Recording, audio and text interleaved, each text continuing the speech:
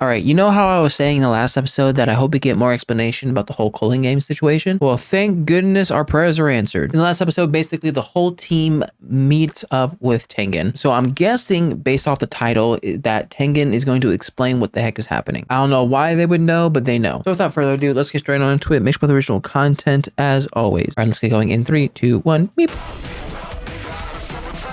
I love how there's like some light stuff and then all of a sudden there's something that's completely like a horrible. All right. Nice to meet you, child of Zenin, descendant of Michizane, cursed womb death painting, and vessel of Sukuna. I guess you don't have a The greeting greatest. for me? No, why do they hate you so much? It's not our first time meeting, Yuki Tsukumo. I figured, but like why? I was wary of you being aligned with Kenjaku.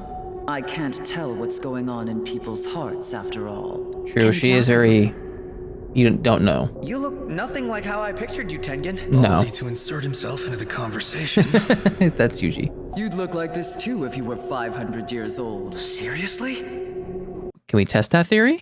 Ever since I failed to assimilate with the star plasma vessel 12 years ago, my identity as Thanks, an Toji. individual has vanished. Now you can consider my existence as the world itself. We came here to learn Kenjaku's goal. Could you tell us what you know about it? Yeah, well, it's fading away.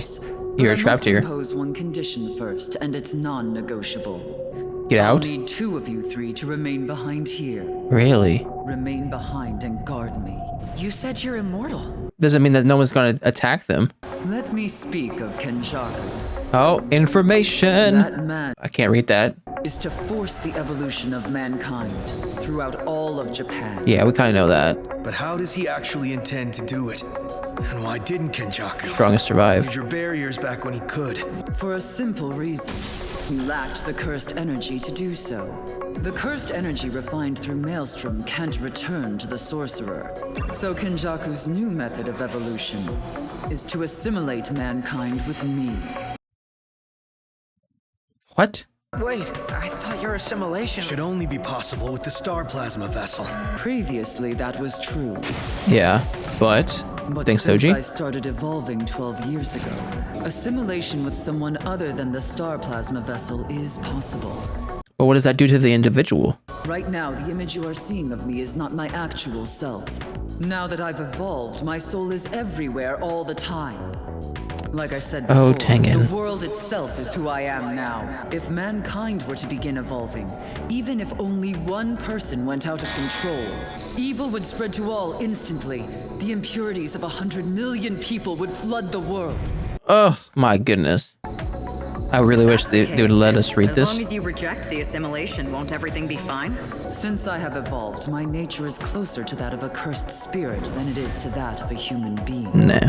So I can be targeted by cursed spirit manipulation.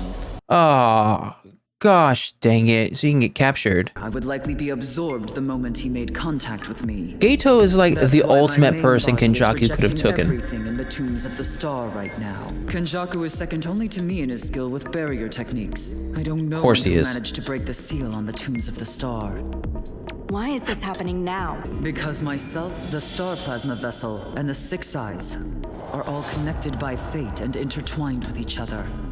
Okay. Twice in the past, Kenjaku was stopped by the sorcerer with the Six Eyes. Hmm. The second time, he killed both the star plasma vessel and the bearer of the Six Eyes within a month of their birth. Okay. Despite that, the Six Eyes and the star plasma vessel still appeared by the day of my assimilation. After that, Kenjaku altered his strategy to focus on sealing the Six Eyes instead of killing him. Yeah, otherwise he'd be reborn real quick. After all, there can't be 2 people with the Six Eyes at the same time. Were we aware of However, that? 12 years ago, something unpredictable happened. Toji Zenin intervened.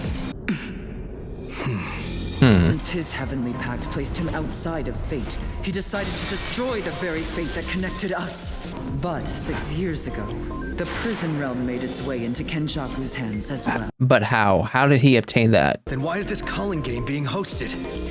It's a warm-up before assimilation, but at the moment there's a high probability it will result in something incomplete.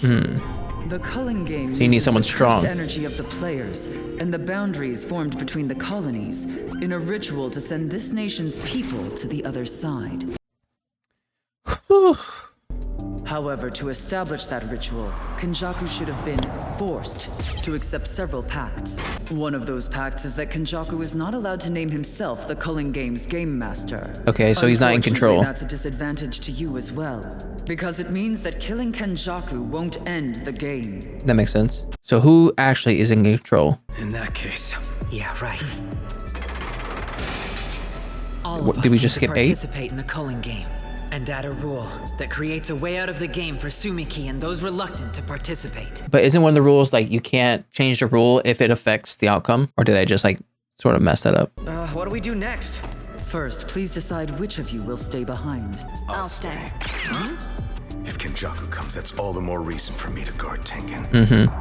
I must do so because slaying him would mean saving my younger brothers. I'm still not finished talking with Tengen just yet. Does that sound okay? Yeah, I don't want to be separated from everyone anymore. Yeah. Even though he can defeat everyone by himself. Now this. Is it a different? This is the back of the prison realm. If you plan to free Satoru Gojo, you'll need it. the back. The back? Like a back door? That's right. Satoru Gojo is also sealed away within this back gate. Okay. Then let's open it and let him out. Can't be that easy. In order to break this one open, you need either the inverted spear of heaven that can force the cancellation of cursed techniques. Oh, where did that go? However, 12 years ago, Satoru Gojo either sealed the inverted spear of heaven abroad or destroyed it. Oh yeah, I totally Why forgot. would you do that, Sensei? And last year, I don't the think he black destroyed rope it. was also completely frayed by Gojo. Oh yeah. Among the players participating in the upcoming culling game, there's a sorcerer from 1,000 years ago who calls herself Angel. Her curse technique can extinguish any other curse technique. We like for good, or is it like a Dazai situation? She's in the colony on the east side of Tokyo. The barriers of the culling game reject me. I'm afraid I don't have any more information than that. You have a lot more information than I thought you did, Let's start going over things from there. and you still have more information. Colonies across Japan. They are linked together by barriers designed to ferry the country's people over to the other side. Ferry them to the other side may sound a bit dramatic, but everyone in It sounds like Japan is death. cursed in preparation for the upcoming assimilation. Of course they were. What I would love to live in Hokkaido. It is currently 9 a.m. on the 9th of November. 9 days since the players awakened. I think the this is sorcerers, you have which 18 happened days October until 31st around midnight. That gives us about 10 days can and 15 cooperate. hours to go. So you got 10 days to make up a rule. Tengen, you said before that people would die if they refused to participate. That's right. They get stripped of their technique, huh? If that's the case, the stripping isn't being done by idle transfiguration. Well, hold on. It's not a pact either. Is that the guy that got stabbed? Didn't he die? Or is this It's just as Shoko anticipated. isn't that the same But guy? that also It looks like the same means guy. there's no risk to sorcerers without any cursed technique like me. What does it mean for the ordinary people who are in the colony from the start? It means anyone who wants will be granted at least one chance to leave.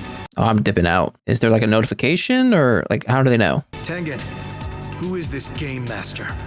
Okay, Game Master. Every individual player is given a shikigami called Kogane. It's best to think of the culling game itself as the game master. That doesn't help me at all. I got it. No, do you actually got it? So then, does that mean I'll be killing people again? Maybe not. Yes. I mean, I have a few ideas. Yuki and Choso will remain here. Meanwhile, I need to return to the Zenin house to get their cursed tools. Megumi is now the head of the Zenin clan. I'll explain it to you later. So we're free to rummage through the Zenin's forbidden vault. legally, yes. I don't think they're going to be just giving you. And you, Yuta? I'll enter a colony and participate in the culling game. Before Sumiki and Fushiguro enter, I want to know as much as I can. Are you guys going to join the same colony or spread out? In order to prevent us from clashing with each other, and in case something does happen to Sumiki out there, I'll avoid the nearby colonies. We should be aware that the colonies might cut off reception, so I might be out of contact for a while. Oh, don't you dare. We better still see you, though. I want you two to meet up with Kinji like we planned. Kenji? Kinji Hikari. Oh. The third-year guy that got suspended. We're short. What's he been doing? All hands on deck. He's a bit erratic, but if he gets into it, he can be even stronger than I am. Really? Impossible. Darn tootin'. Darn tootin', Maki. You get your information correct. Love it. I would love to read any of this stuff. I would say this makes Choso safe, but someone's gonna have to attack Tengen eventually. Choso, I want to thank you. Don't die out there. Cute. Are you really crying? And now we're at the Bleak World. Got. Huh? Have you guys gotten the notification yet? Thanks for coming. How long are you gonna keep doing that crap? Cut it out! You're making me depressed. Hakaba? 35 years old. Just give it up already. Go do something you're actually suited for. I always thought you were kind of funny. You mean it, Ken? Both you and him have the wrong idea. There are two types of comedians that manage to stay big. Comedians who are always funny. You gotta and adapt. comedians who can go ahead and delude themselves into believing they are. How about confidence? Well, I'd like to think I'm 50-50, but in actuality, it's probably a lot closer to 70-30. 50-50 or 70-30?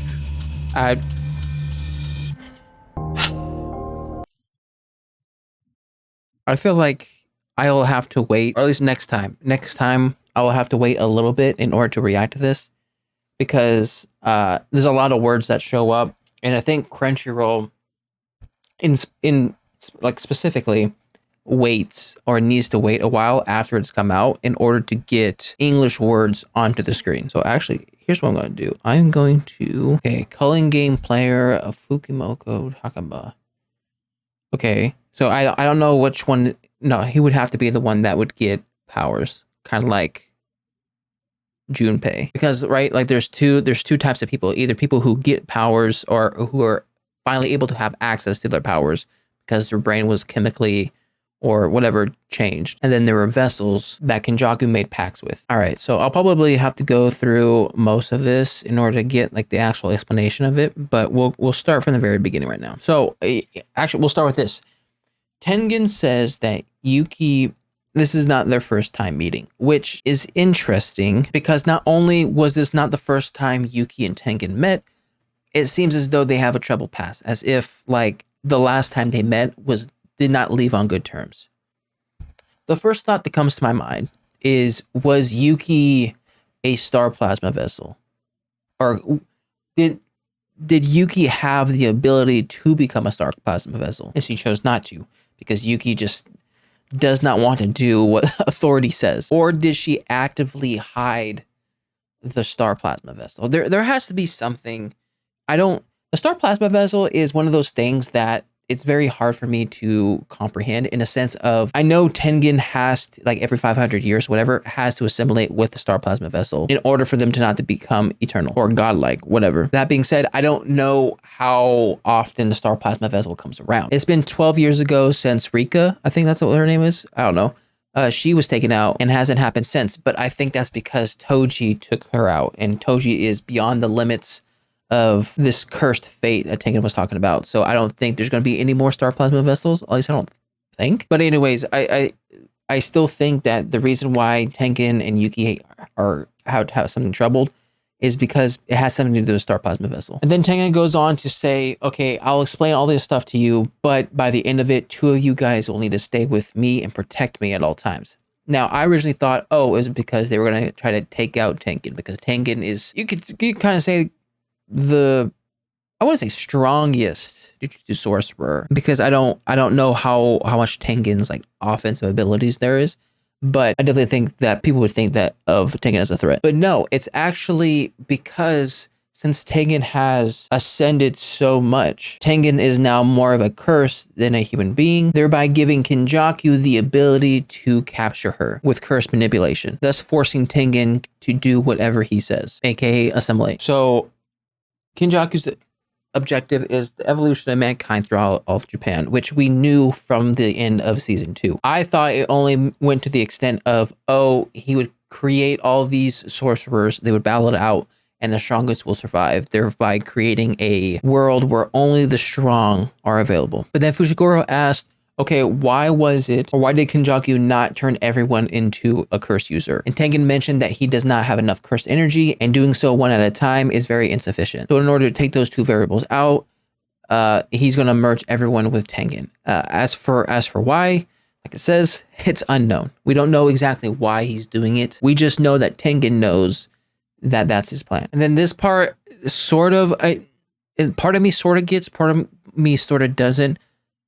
Actually, most of me sort of doesn't, but that's Jujutsu Kaisen. But Tengen basically says if they assimilate with everyone, everyone becomes evolved, but they don't have the ability that Tengen has, the boundary techniques. And right now, Tengen is using the boundary techniques in order to keep her in control and them sane and all that stuff. So Tengen's basically saying, okay, if all these people assimilate with me, thereby becoming a part of me, and they don't have these boundary powers to kind of lock themselves in, if one of them goes out of control, because there's no boundary, everyone becomes out of control. So then they ask a very smart question, as in, why now? Why is Kenjaku doing this now? Tengen goes to say, technically, he's tried twice before, but the very first time he tried, he was stopped by the Six Eyes, or whoever had the Six Eyes at the time. So the second time, Kenjaku killed the Star Plasma Vessel to remove the assimilation, and then took the Six Eyes out when they were both kids in order to make sure the Six Eyes doesn't prevent assimilation. But since Tengen, the Star Plasma Vessel, and the Six Eyes are all intertwined by fate, who controls fate? I have no idea. No matter what, when it comes close to Tengen's assimilation date, there will always be a Plasma Star Vessel, and there will always be a Six Eyes. And that's what happened in the second time. So then the third time, which is right now, he doesn't kill Gojo because he knows if he kills him, another person will be born with the Six Eyes. And so it's like Avatar, in which the Fire Nation needed to capture the Avatar and not kill him, because if they killed him, then the power can go to a random person and they will need time to find that. And the Plasma Star Vessel that happened 12 years ago was taken out by Toji. And now since Toji has it heavily packed, and he was technically outside the bounds of the cursed fate, whatever, that made it to where the Star Plasma Vessel has not been repeated. So Toji basically took the Star Plasma Vessel out of the equation, which really screwed it up. My big question is, okay, it seems like Tengen knew this or has known this for quite a while. Was this ever a conversation that they had with the council or whatever? Like, hey, I kind of need to assimilate. Star Plasma Vessel hasn't showed up. This is going to be bad. And then on top of that, it just seems like everything's falling into place for Kenjaku. Not only did he somehow find Geto and then obtain his cursed spirit manipulation, which of course he needed in order to capture Tengen, that honestly, that brings another question into the fray. The two other times he's tried to enact this plan, or a version of this plan, both those versions intended for Tengen to arise or whatever. But if part of the plan was also to capture Tengen, those two times prior were before Geto was even around. So does he have another person that has cursed spirit manipulation that gives him the ability to control Tengen, right? Because the last two times, I think the plan would call for him to control Tengen, but since Geto was around, what was his option to capture Tengen? Then on top of that, 6 years ago, apparently he got a hold of the prison realm. I don't know how he got it. Are we ever going to get any information about it? I don't know. But somehow Tengen has the backdoor version, which let's just add on to the pile. Okay, so this is how I'm seeing it. Is the Colon game is technically a warm-up for the whole assimilation with Tengen. It's almost as if you're warming up for sports, or you're warming up to work out, in which you can go into sports or you can go into working out cold without warming up or anything, but the likelihood of things going wrong is higher. You can pull something, you could break something, injure something, whatever, right? You could still get it done, but the risk is a lot higher. The same thing with this is, technically, Kenjaku can try to make Tengen assimilate with the world right now, but since there's no warm-up, the likelihood of things failing increases. So there's a lot higher risk right now. So instead, he's using the Colon game in order to gather enough cursed energy to make the assimilation work that much better. And in order for Kenjaku to make these Colon games work, he made 8, I think, packs. I don't know with who, though. I don't know. Is there a greater entity? That's what I'm wondering. That created the heavenly pact that both Maki and Toji has, and technically Mekimaru, and then like Kenjaku, who did he talk to make these pacts? But he made these pacts in order to make sure the game works. One of them is the fact that Kenjaku cannot be the game master himself. Therefore, A, making him not in control of to see what happens, but also B, they cannot just take him out and the culling game being over. They can still technically take him out in order to relieve the risk of him taking out Tengen, but as for stopping the culling game, there's no use. So right now, the main thing is technically not stopping the culling game, but to get enough points to change a rule in order to get the people they care about to escape, mostly Sumiki. As for what the rule is going to be, I'm not too sure because the rule cannot affect the overall ending of the game. So I don't know how they're going to go about that. And one of the interesting things I saw was that Yuji was like, oh, am I going to have to kill people again? And then Fushiguro was like, oh, don't worry, I got something. My mind immediately went towards the idea of what Yuta did last episode, which is the fact that technically he did kill Yuji, but he used reverse curse technique in order to bring him back, but it still counted as a kill when it came to the pact. So maybe that thing would work as well. But the fact that Okotsuku is going to a different region or a different barrier than the other ones, I'm not entirely sure how this works or like what's Fushiguro's plan. And then we get this prison roll back thing, which it just seems like a, hey, just let you know, here's a key. But like technically you can't open the prison realm with this. Only A, the owner of the front side can open it, or B, technically you can use this to open it, but you would need something that cancels it out. So Tengen gave 3 examples.